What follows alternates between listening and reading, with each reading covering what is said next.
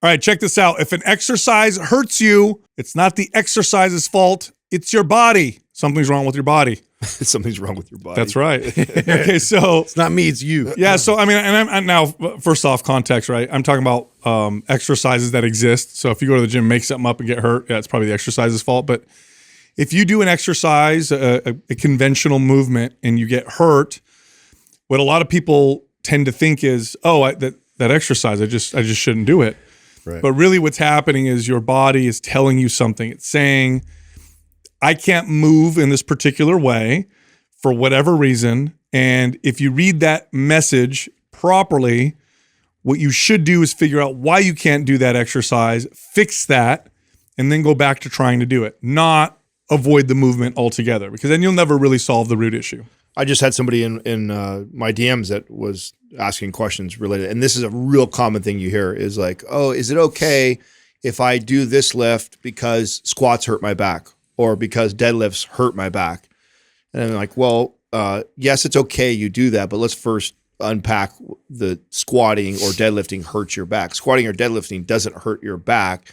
Your form and technique while you squat and deadlift is hurting your back. Because if we do this appropriately, the muscles should be the ones that are stressed and should be totally fine, but it's some sort of a breakdown in the movement that is causing you to feel back pain from doing it. Isn't that an interesting phenomenon? It's like we turned it into an identity. Like I'd get clients that are like, yeah, it really hurts my shoulder. It just always has, and it's like, oh, you've never done anything to address that, or like, try to gain stability and support there in your joint, or like work on that part of it versus like just avoiding the movement completely. No, it's like, and I think this gets reiterated a lot of times when you go to certain, clinicians and doctors, that this is the easiest thing to do is just avoid that exercise. Oh yeah. Oh, my knees hurt, doc. Well, what do you mean my knees hurt? Stop when squatting. I squat, let's just stop squatting. What a terrible way to look at it. The better way to reframe it is like your body is trying to tell you something.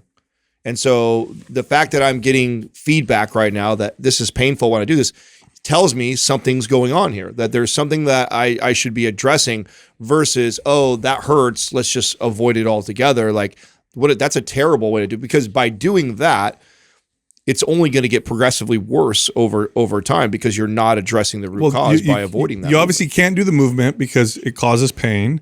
You don't solve the root issue. And then you completely lose the ability to do that movement. Because that's what happens to your body. If you stop doing a movement, over time, your body forgets, quote unquote, on how to do that movement. It doesn't necessarily forget, but it prunes it away. Your body's only ever going to be as strong or as mobile or as stable or have as much stamina as it thinks it needs, because any more than that is a waste of resources. So think of your body as an efficiency machine that evolved when food was scarce, resources were scarce, and it was dangerous out there. So it would be extremely inefficient for your body to give you skills that you just didn't need. Now, how does your body know if you need the skills? If you practice them and you do them. Now, the challenge is when it comes to exercises, we don't view exercises as our body's ability to move or fundamental types of human movement. We just look at them and we think, oh, it's exercises in a gym. But let me rephrase what I just said, because then it'll make more sense. If if walking hurts you, just don't walk anymore. Use a scooter or, have somebody carry you. Like most people will be like, no, I'm not going to do that. I'm going to figure out why walking hurts me first. Now, of course, there could be reasons why you may never be able to walk again. Of course, there may be reasons why you can never squat again or press again. But the majority of the time, it's not something like that. Majority of the time, it's a stability issue. It's an imbalance. There's a mobility issue that's going on. Lack of strength is always at the root. Figure that out. Just like you would if walking all of a sudden started bothering you, you wouldn't just not walk anymore. You have to walk. Well, you got to be able to squat. You got to be able to press. You got to be able to row. You got to be able to rotate. You got to be able to do these fundamental human movements. And if you say, oh, I can't bench press. Why? That one just bothers my shoulder, so I'm just not going to bench press anymore. Like pushing something off your body or pushing horizontally, I mean, that's a fundamental movement. Like I can't overhead press, or I can't deadlift or squat, or when I rotate in this way, it hurts me, so I'm just not going to do it anymore. No. Figure out why. Now, I'm not saying you're always going to find the answer, by the way, because I've trained people in advanced age who we never got to the point where they could really do a squat.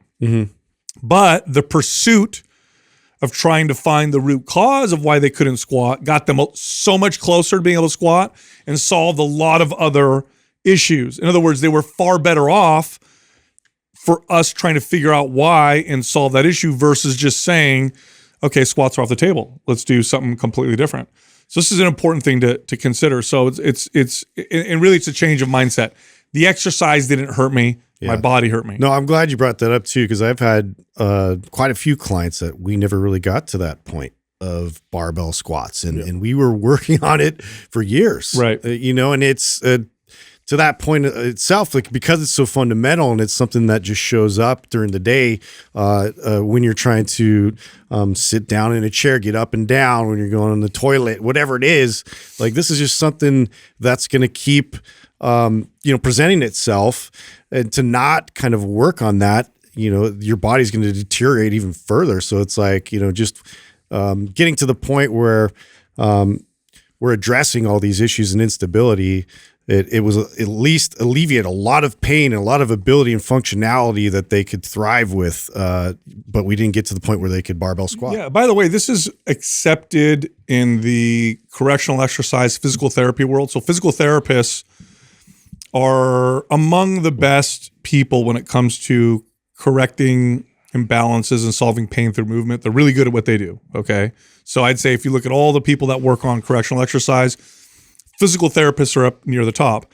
And physical therapists, when they tell a client or a patient to use a walker or a cane, that's always the last option. They know what happens when a person starts to use a walker. They know that that things are going to start to get worse faster. Or they start to use a cane, they know that things are going to start to get worse faster. So they only advocate for it when the risk of falling is so high that we're willing to trade the fact that your posture is going to get worse. We're never going to be able to walk without a walker if you keep using this. But falling is a big deal. So we're going to go and do that. And I know this because I have older people in my family who work with physical therapists, and I've been to some of these appointments, and they say, look, we want to prevent you from having to use a cane or a walker as long as possible. Because once you start using that, then things tend to get worse much faster. And the only reason why we are going to use it, or I'll advocate for it, is because your risk of falling is just so high. I mean, I saw my grandfather when he eventually started using a cane. So they know this. We know this. This isn't like rocket science. We need to apply this with exercise because it's just as pertinent for our space.